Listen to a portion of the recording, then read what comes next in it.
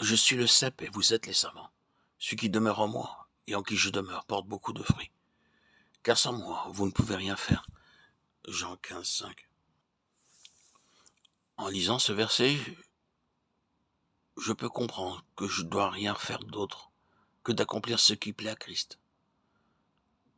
Je dépends de lui. Ceci est actuellement vrai.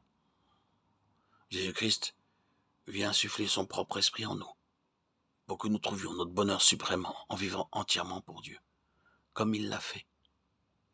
Mes bien-aimés frères et sœurs, si tel est le cas, alors je dois dire oui. Si c'est vrai pour le petit serment, c'est vrai aussi pour moi. Et cela sera par la grâce de Dieu.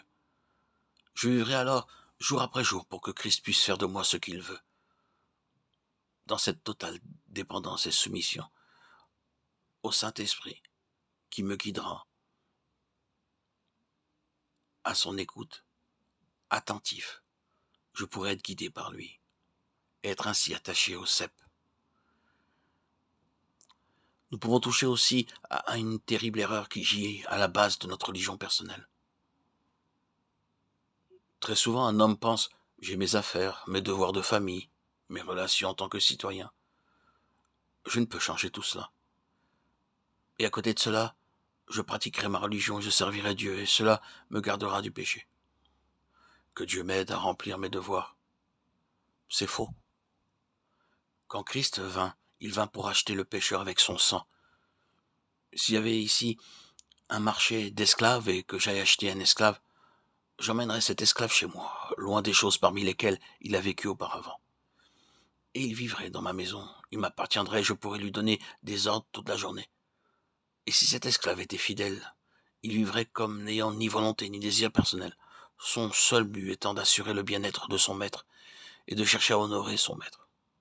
Et moi, de même, j'ai été racheté par le sang de Christ et je dois vivre chaque jour avec une seule pensée. Comment puis-je plaire à mon maître ? Nous trouvons la vie si difficile parce que nous cherchons à obtenir la bénédiction de Dieu, tout en faisant notre propre volonté. Nous serions heureux de vivre la vie chrétienne en suivant nos goûts. Nous faisons nos propres plans et choisissons notre propre travail. Et ensuite, nous demandons au Seigneur Jésus de venir prendre soin que le péché ne nous domine pas trop et que nous n'allions pas trop loin sur le mauvais chemin. Nous lui demandons de venir nous donner d'abondantes bénédictions. Mais nos relations avec Jésus devraient être telles que nous fussions entièrement à sa disposition et que nous venions chaque jour à lui humblement et tout droit pour lui dire « Seigneur, y a-t-il quelque chose en moi qui n'est pas en accord avec ta volonté ?